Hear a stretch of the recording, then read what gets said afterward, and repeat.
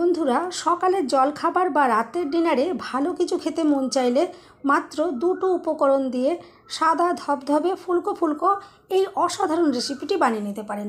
দুধের মতো সাদা ও তুলোর মতো নরম কিভাবে তৈরি করবেন থাকবে তারই সহজ টিপস।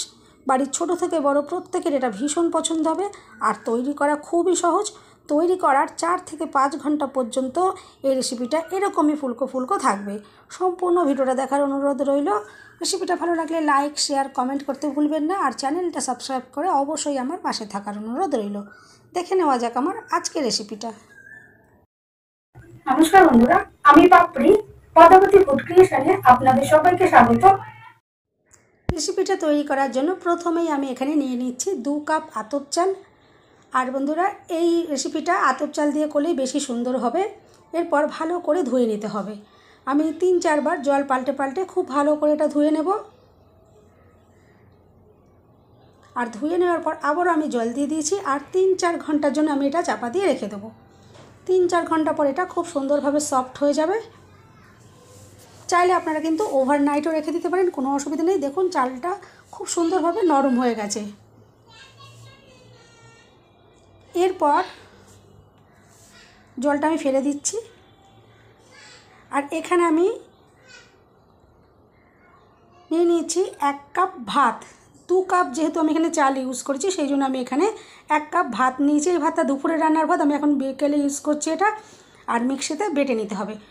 ভাতটা সম্পূর্ণ আমি এখানে দিয়ে দিলাম।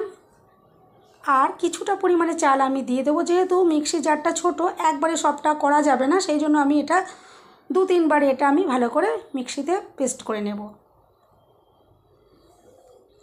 আর দিয়ে দিচ্ছি আমি সামান্য পরিমাণে জল। এইটা ব্যাটারটা কিন্তু একটু গাঢ় করে রেডি করতে হবে, সেই জন্য বেশি করে জল কিন্তু দেয়া যাবে না। খুব সামান্য পরিমাণে জল দিয়ে মিক্সিতে আমি ভালো করে পেস্ট করে নেব। আর পেস্টটা খুব মিহি করে করতে হবে, যাতে চালের কোনো রকম দানা দানা ভাব না থাকে।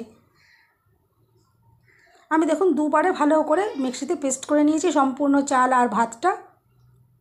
এভাবে মিশ্রণটাকে রেডি করে নিতে হবে।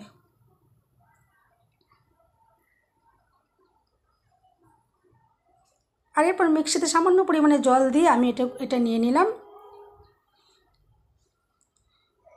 আর এরপর প্রথমে আমি একটু চামচ দিয়ে একটু মিশিয়ে নিচ্ছি, কারণ এটা চামচ দিয়ে মেশালে হবে না। আমি চামচটাকে বাদ দিয়ে দিচ্ছি।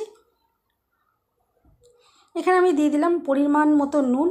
আর এরপর দেখুন আমি ভালো করে ফেটিয়ে নেবো, কারণ এই মিশ্রণটা যত ভালো করে ফেটিয়ে নেওয়া হবে রেসিপিটা কিন্তু ততটাই সুন্দর তৈরি হবে।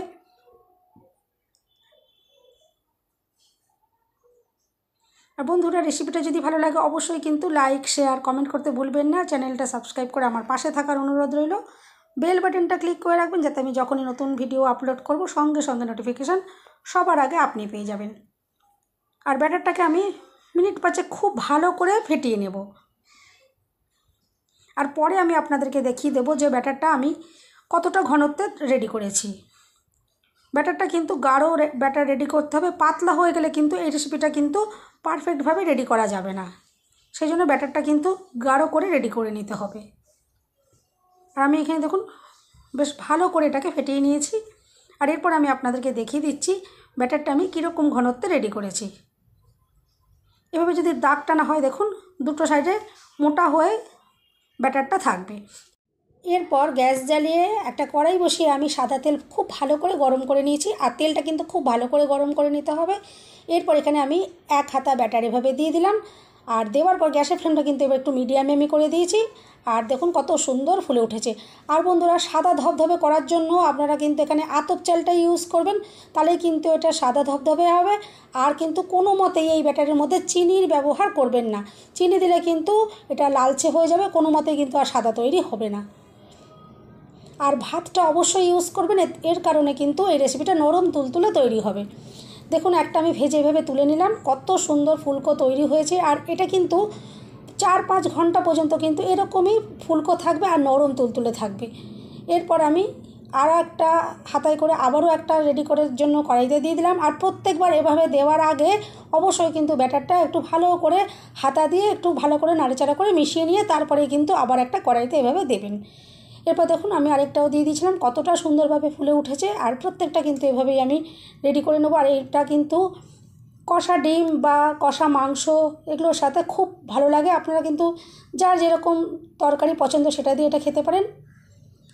এভাবে আমি প্রত্যেকটাকেই রেডি করে নিচ্ছি। আর কতটা দুর্দান্ত তৈরি হয়েছে সেটা তো আপনারা দেখেই বুঝতে পারছেন। আর একদমই সাদা ধবধবে আর ভীষণই নরম তুলতুলে তৈরি হয়েছে। আমি আপনাদেরকে সেটা একটা ভেঙেও দেখিয়ে দেবো যে কতটা সুন্দর তৈরি হয়েছে। তাহলে বন্ধুরা, রেসিপিটা যদি ভালো লাগে অবশ্যই কিন্তু চ্যানেলটা সাবস্ক্রাইব করে আমার পাশে থাকার অনুরোধ রইল।